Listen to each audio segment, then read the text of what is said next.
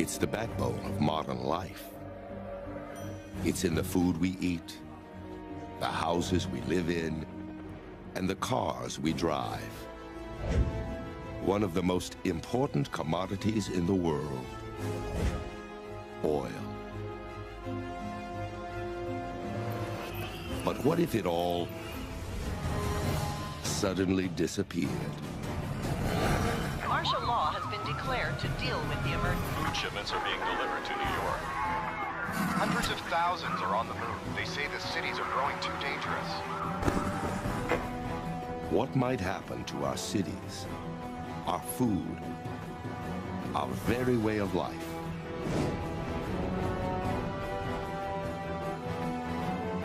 Today, our worst nightmare begins. Today, the world runs out of oil.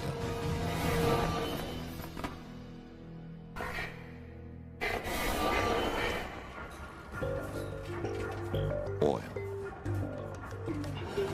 For 150 years, we've been extracting it from the ground. It's the easy, economical fuel that makes the modern world possible.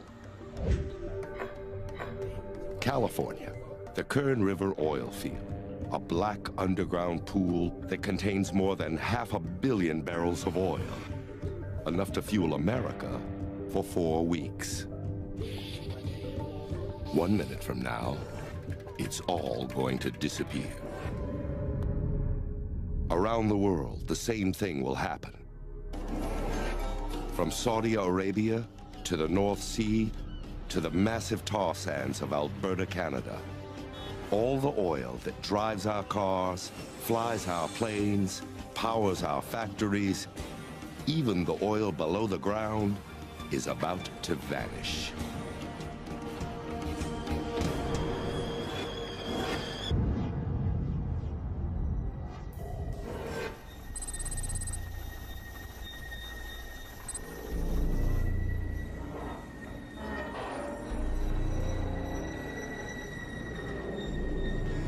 Deep underground, the first ominous signal appears.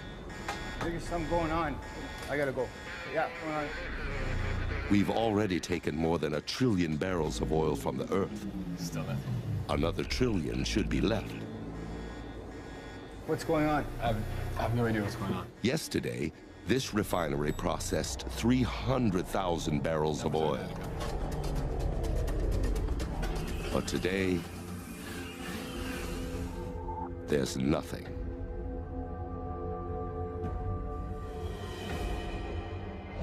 It's a crisis some predicted. Now, it's reality. And the world must react.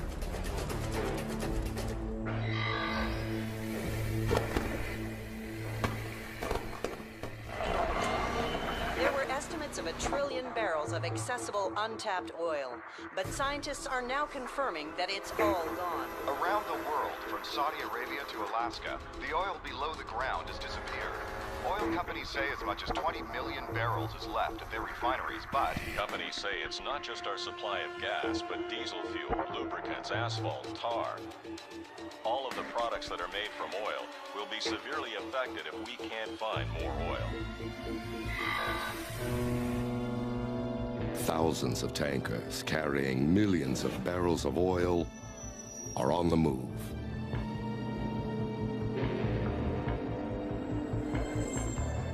But exporting countries, like Russia and Saudi Arabia, now order the boats back home.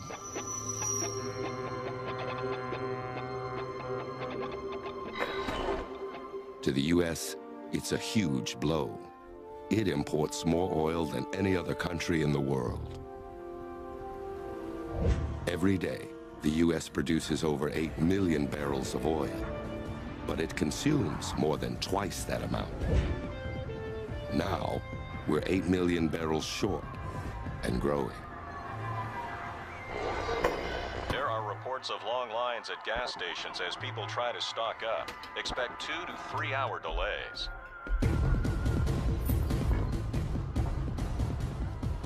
Americans race to fill up their cars. maybe for the last time.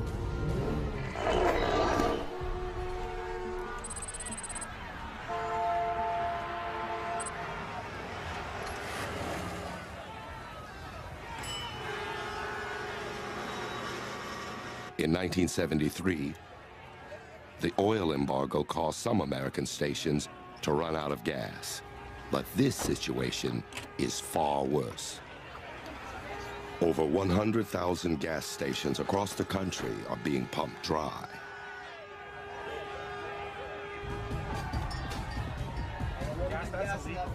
And it's happening all over the world. Gas prices skyrocket out of control.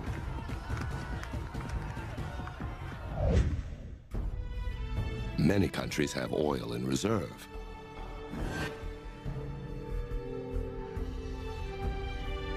The U.S. has 725 million barrels of crude oil hidden away. To protect what little is left, the government takes dramatic steps. Planes, trains, boats, all but the most vital transportation is shut down.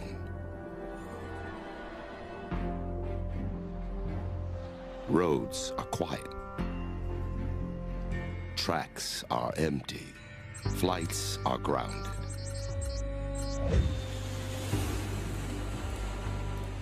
The 4 million people flying today are now stranded.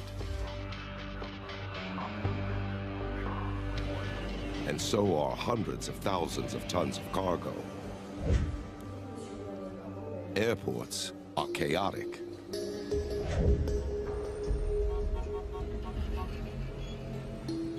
The economic fallout is swift. Panic forces the government to halt stock trading, just like after 9/11.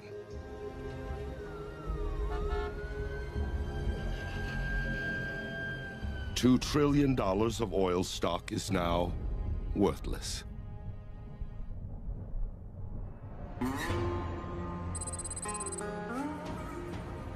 More than 400,000 people working in the U.S. oil industry are suddenly out of a job. Going up to Mexico. Sure. All right. They try to get home All right, let's move. any way they can.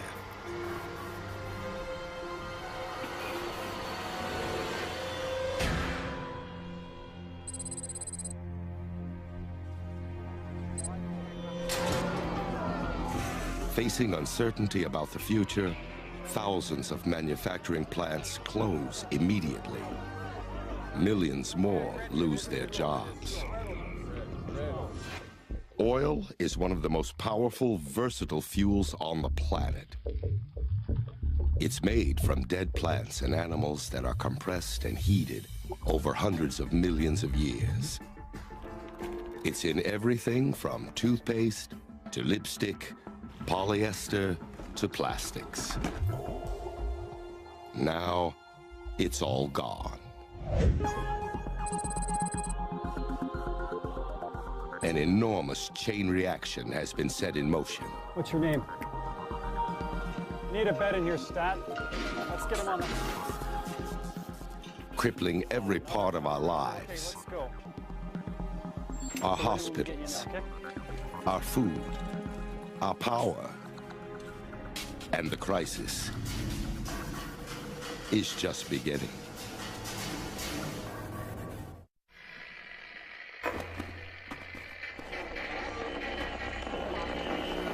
Martial law has been declared. The National Guard is now patrolling downtown Washington and Los Angeles. EU leaders in Strasbourg are sending 100 million barrels of oil to England. Stock markets from Tokyo to New York remain closed. Unemployment is over 30%. It's been just 5 days since the world ran out of oil.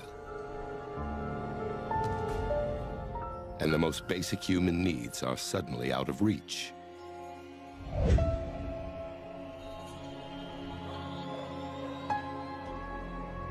Food terminals across North America are closed. In California, Each day, 1,300 trucks used to leave the state carrying fresh fruits and vegetables to deliver to grocery store shelves across the country.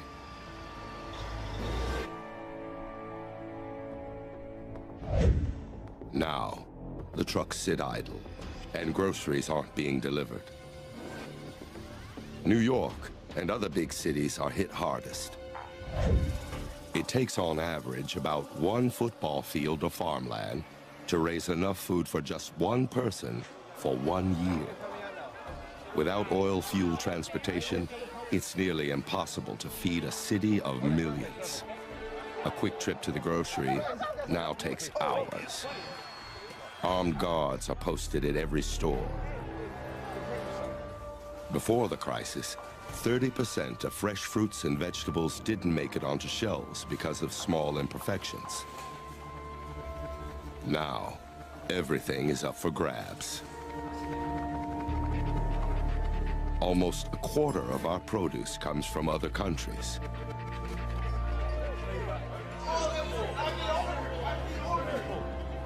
But that won't last. Food is disappearing quickly.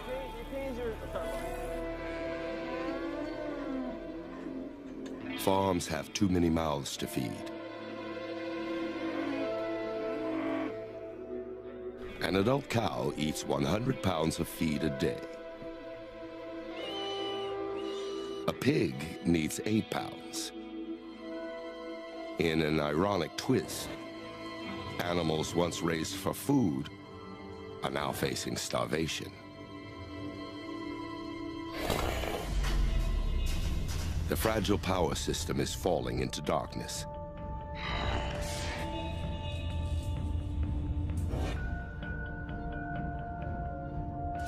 % of the world's electricity comes from coal-burning power plants. This plant in England burns coal that comes from as far away as the US. All of it arrives here by train. Each car carries enough coal to power a small town for a day. But without oil, the trains are no longer running. Blackouts spread across North America. Florida is hit hard. It relies heavily on electricity generated directly from burning oil.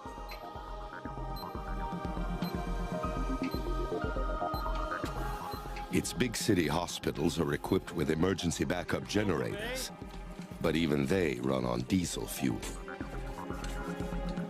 A Miami hospital is on its last tank of diesel.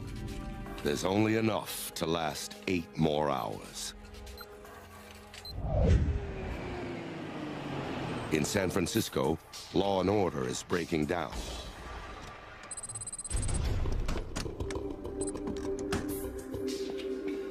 Under the cover of darkness, looters begin their work.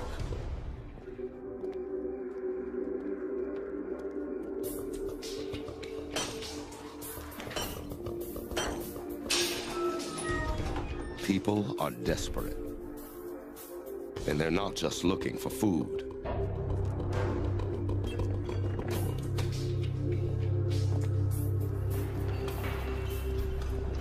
Grease. Diesel. Yeah. We can use this. Diesel engines can run on cooking oil, new or used. This is what we need. An average car needs around 10 gallons of gas to travel 300 miles. Liquid gold. Diesel engines are 30% more efficient.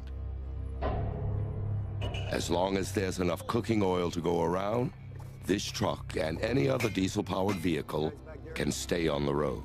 Okay, I think we're almost.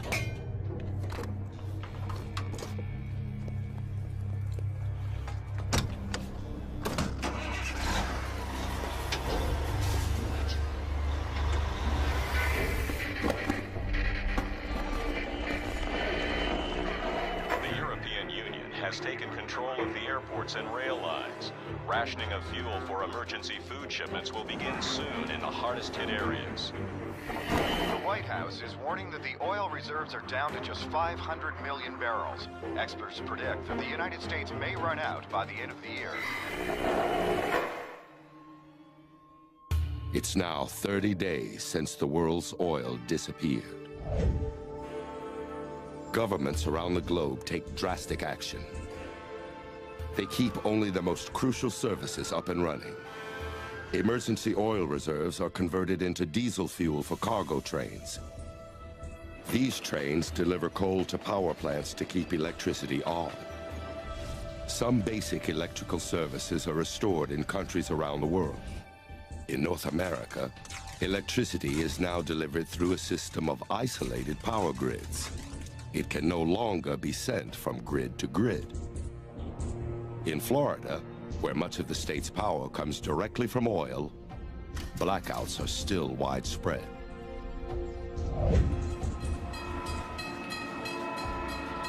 Emergency fuel gets passenger trains rolling again. But now, they're carrying food, not people. Transporting food is rapidly draining the world's emergency reserves. The U.S. only has enough oil to last another 11 months.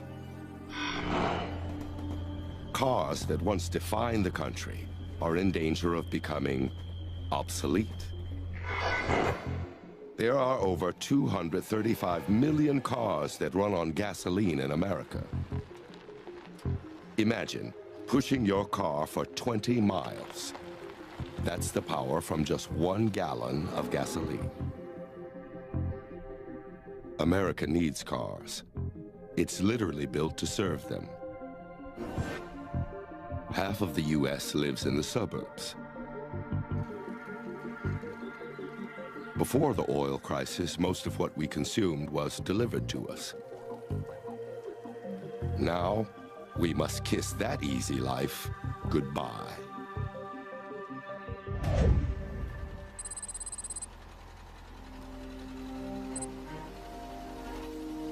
Americans are desperate for an alternative.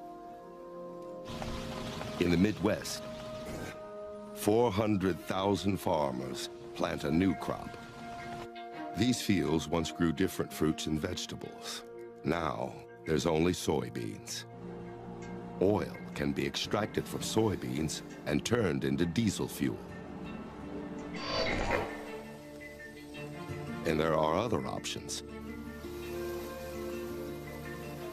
150 million acres of land is now devoted to growing corn for ethanol, a fuel alternative for gas-powered cars.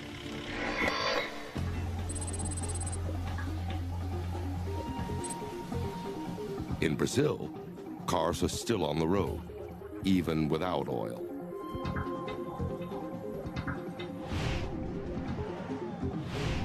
Here, cars and trucks are running on ethanol made from sugarcane. North America is decades behind.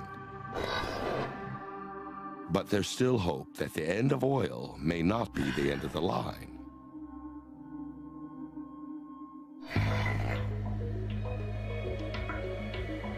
Thousands of electric cars are on the streets. On a planet without oil, they could point the way to a new future. But another, more immediate challenge is on the horizon.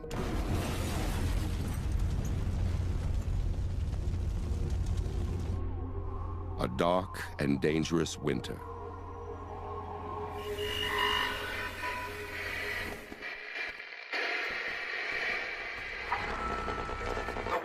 Has announced that the big 3 automakers have been taken over by Washington. They'll concentrate on making electric trucks to supplement food deliveries along with diesel. The Department of Agriculture has announced an aggressive plan to plant sugarcane throughout Florida, Louisiana, and Hawaii this winter to speed up ethanol production. Food shipments from area farms to New York, Philadelphia, and Boston have been further reduced to every other day. It's now 5 months since the world ran out of oil. In big cities throughout the U.S., food terminals are closed. Hungry people don't have enough to eat. Long lines form at train stations awaiting food shipments. You want some rice? Powdered milk and rice take the place of fresh produce.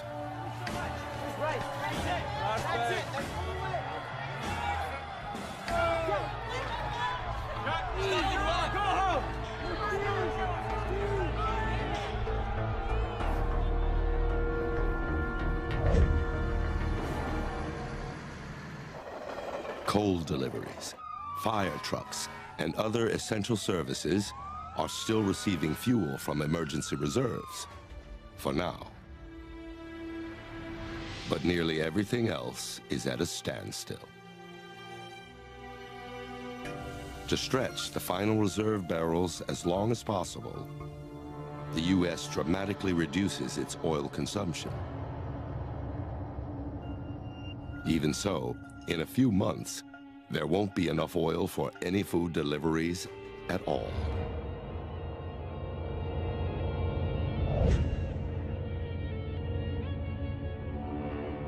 While food is still being brought in, garbage isn't being taken away. Every year, it takes nearly 6,000 trucks burning 20 million gallons of diesel to get rid of New York's trash. In this new world, garbage cleanup is a luxury. Even with blackouts, growing hunger, and a looming winter, North America is doing better than most.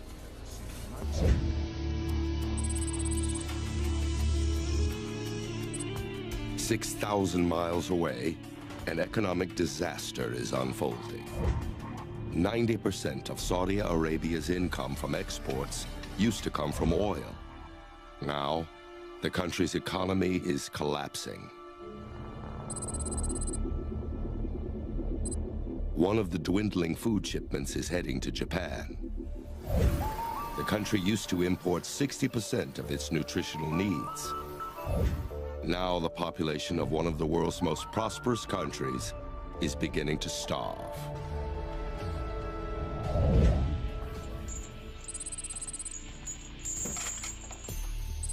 Back in the U.S., people are getting desperate, and they aren't waiting on the government for answers.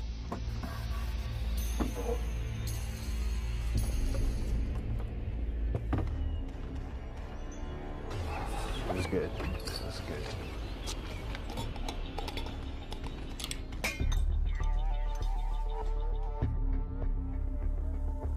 Garages and basements are now makeshift laboratories. Ready for next one? Where everyday citizens combine methanol, lye, and other scavenged chemicals to make homemade biofuel.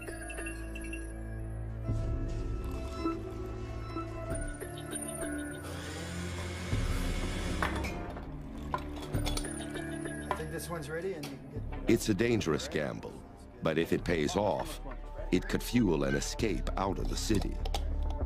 All right, I need the funnel. But this do-it-yourself solution only works on diesel cars, and only for a little while.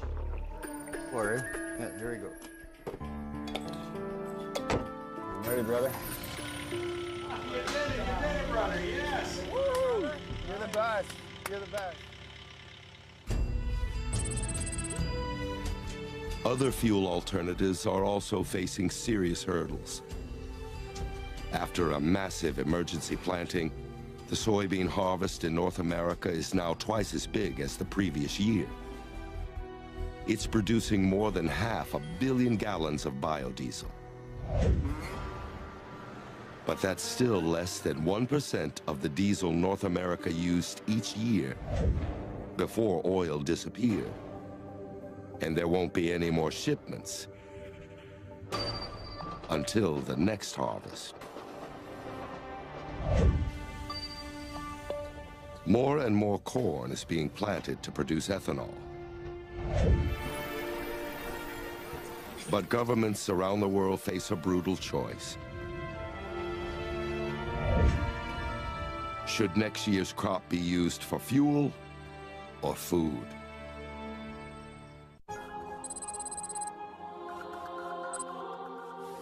In a world without oil, hospitals are running out of critical supplies.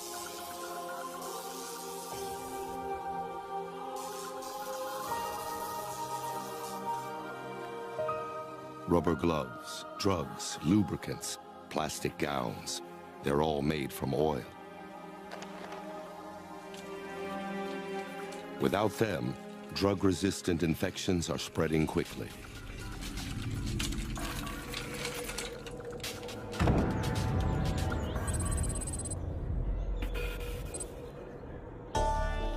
In big cities, some families are managing to survive. But things are taking a turn for the worse.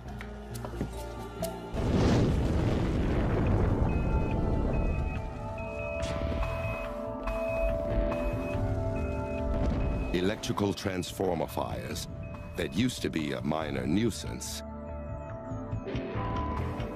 now spell major disaster.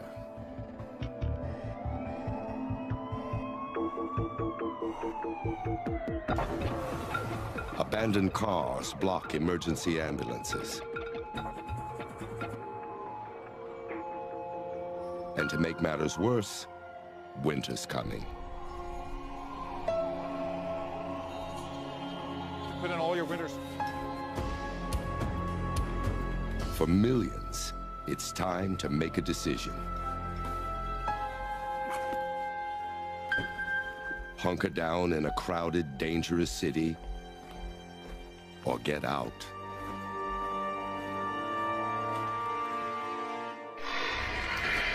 The exodus continues. Across America, people are fleeing the cities. It's being called Emergency government transport. By foot, by sled. However they can, they're getting out. As the temperature plummets, hundreds of thousands of people are leaving. New York, Chicago, Detroit. They're heading Throughout Europe, the destinations are Spain, Greece, and southern France. All are being overwhelmed by desperate immigrants trying to escape numbing cold.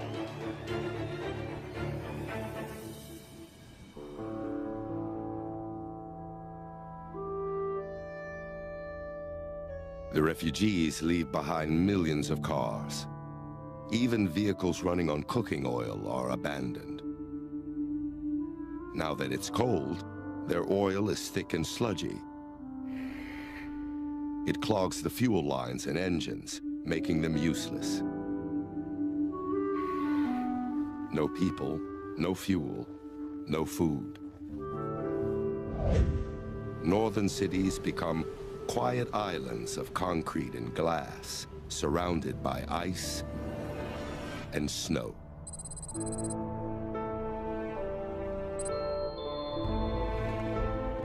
Most people head south, but some flee further north.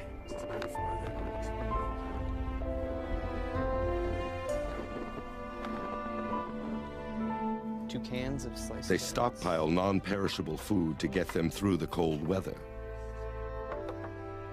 But they're limited to what little they could carry. They resort to hunting and trapping food to survive. Coming out.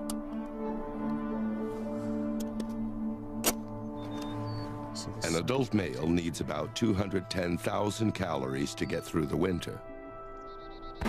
And this winter is going to be a long one.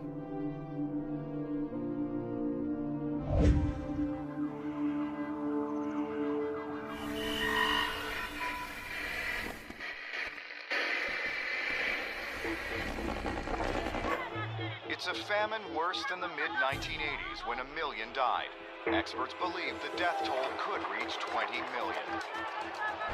The government has announced the emergency oil reserves have fallen to less than 250 million barrels. 2 of the 4 installations are... It's 1 year since the end of oil.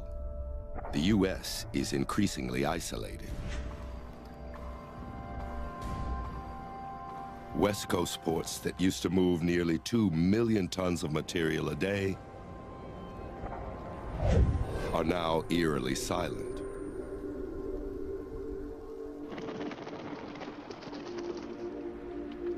From Russia to Japan, ports are closed.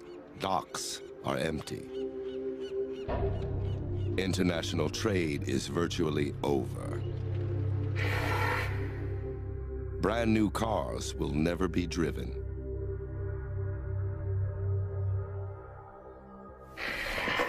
The world's military is defenseless against the oil crisis.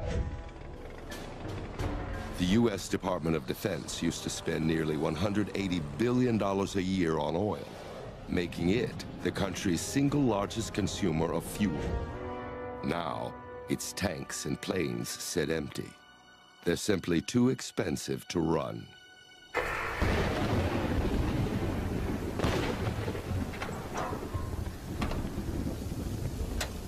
Emergency vehicles take priority.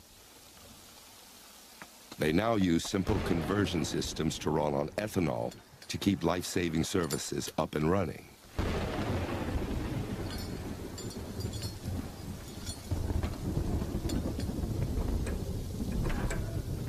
Let's go!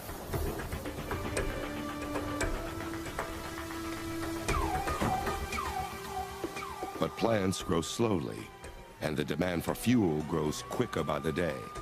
It's leading to tough decisions.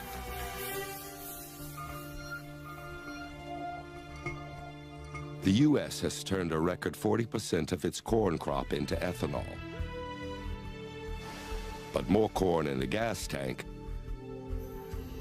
means less corn at the kitchen table.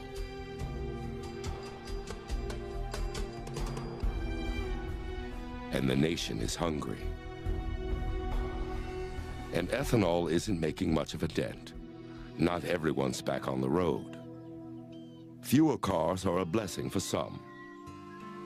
Before, hundreds of millions of animals were killed on highways.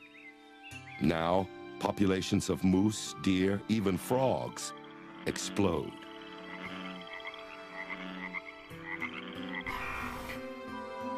But farm animals aren't so lucky.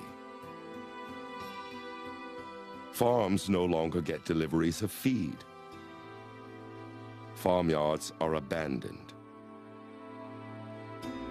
Hundreds of millions of cows, pigs, and chickens die.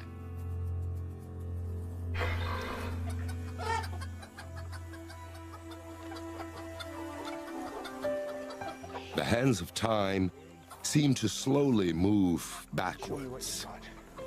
As factory farms collapse, many people return to a simpler way of life. They're left with no choice but to eat what they can grow. Global food production is now increasingly local. Farms spring up in empty city lots. In suburbs, families plant whatever they can.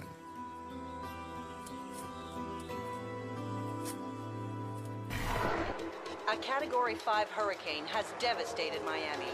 Thousands are feared dead.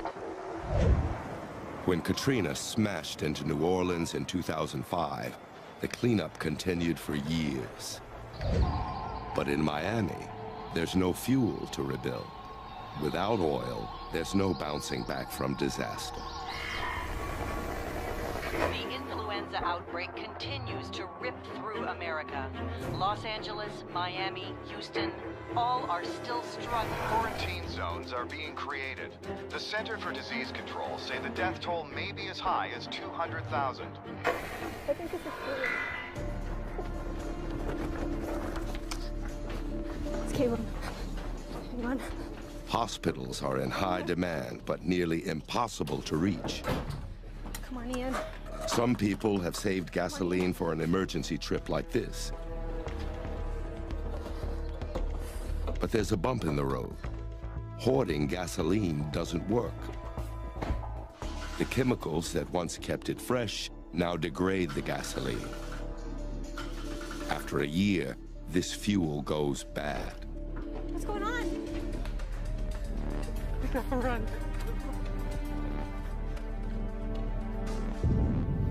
A world that was once so closely connected is falling apart.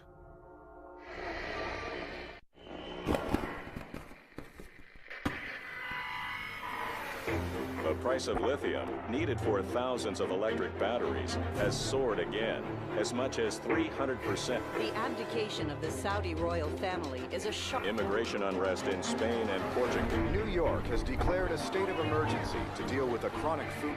It's a migration that's never been.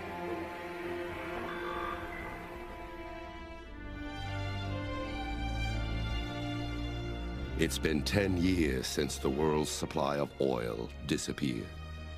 Even out in space, things are changing. The oil that once sent rockets into orbit is too precious to waste. Almost 200 satellites, the backbone of our international communication systems, are becoming space junk. But back on Earth, one person's trash is another person's treasure. In a world without oil, discarded electronics are now a valuable commodity. Hey, Dad, look what I found. Hey, look, cell phone.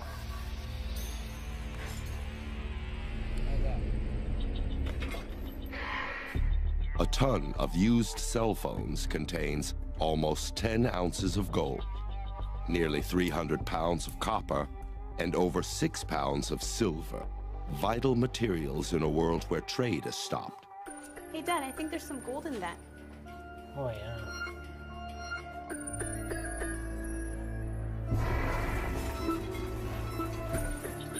And it's not just electronics. Plastic takes hundreds of years to disappear. Bottles and containers, once carelessly tossed out, are being recovered and reused.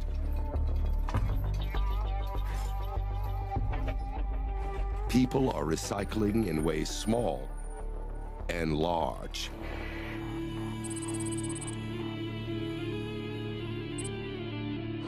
Container vessels are being harvested.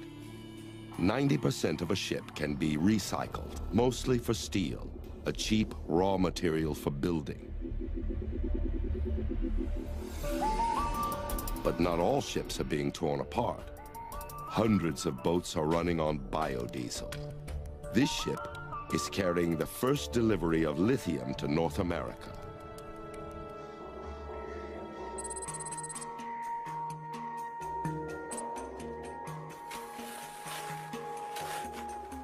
The lithium comes from Bolivia, where it's mined from the country's salt flats by the ton.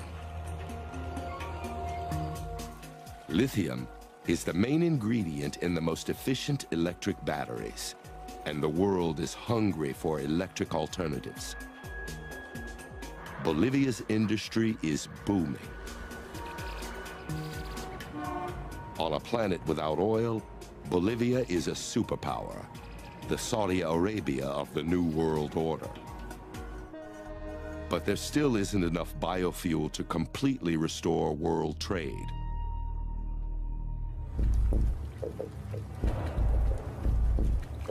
But there's hope. In algae. Algae can be processed into oil and produce 30 times more energy per acre than other biofuels. It's completely renewable and requires very little fertilizer. 10 years after oil, 10 billion gallons of biofuel made from algae are in use. But that's still not enough biofuel to get us back in the air. Commercial flying for cargo and for passengers is still way too expensive. 34 million passengers used to come through this airport every year. Now, it's silent. Other transportation is filling the void left behind.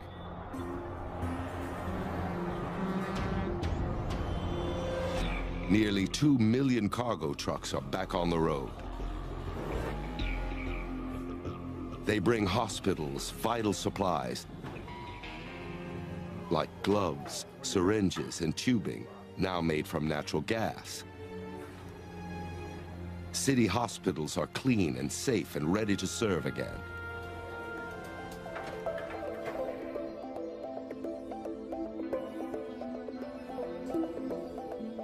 Back home, the modern house has gone through a revolution.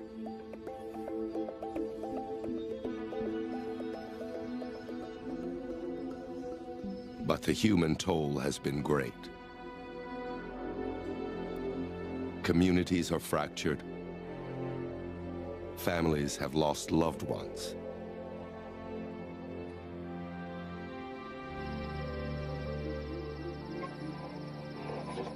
Experts warn that the levels of natural gas are dropping, and there are also warnings that we're rapidly consuming the global coal reserves.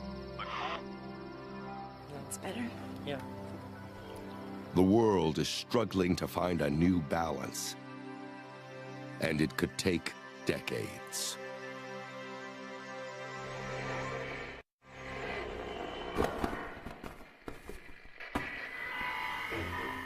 Hostilities continue as China expands its lithium exploration across the Tibetan border. Estimates are that as much as 400,000 tons... Annual census shows that LA continues to be the country's largest city, with some 20 million people in Los Angeles. It's the first flight of a jet entirely powered by biodiesel. The company says it's planning 6 transatlantic flights a year. It's been 40 years since the world's supply of oil disappeared. The skies are noticeably cleaner. No more oil-based jet fuel. No more car exhaust. No more factory pollution. In Canada, the US, and Mexico alone, 3.5 billion tons of toxic pollutants have vanished every year since the global oil supply ran dry. In North America, people are venturing back into northern cities. They're transforming the ruined roads and buildings. Abandoned apartments become greenhouses. People are farming in downtown New York.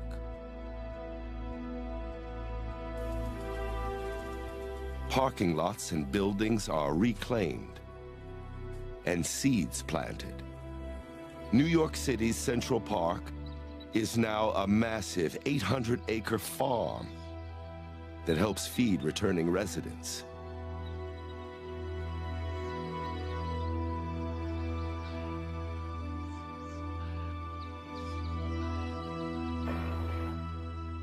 The days of mass food delivery to the suburbs are over. Stores are abandoned and forgotten. Gasoline is completely gone. The emergency oil reserves are empty. There are a few cars left on the road, but they're much different than before. Average cars used to weigh 4,000 pounds. New vehicles are much lighter. Their bodies are no longer made from metal. They're made from lighter materials like carbon fiber instead. And they're powered by electricity.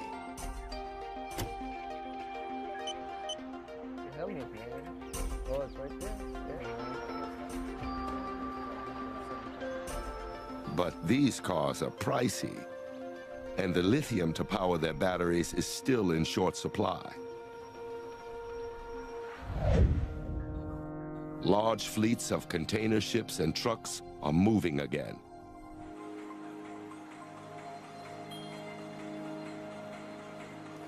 Thanks to algae biofuel.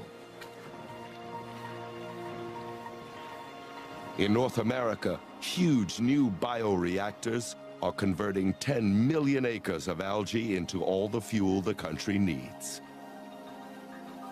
After it's processed, it's pumped through the very pipelines once used to move oil around the world. Electricity is driving transportation. Electric trains are linking people around the planet. Like in the 19th century, cities are once again growing up along rail lines. Other cities are abandoned.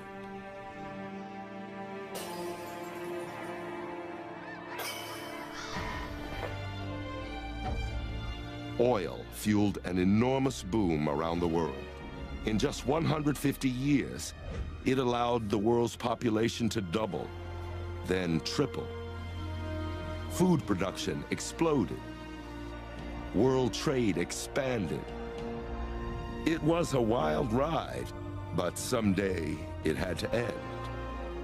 Without oil, our cities, our skies, our roads are nearly unrecognizable. Now, society has a second chance to reimagine itself after oil.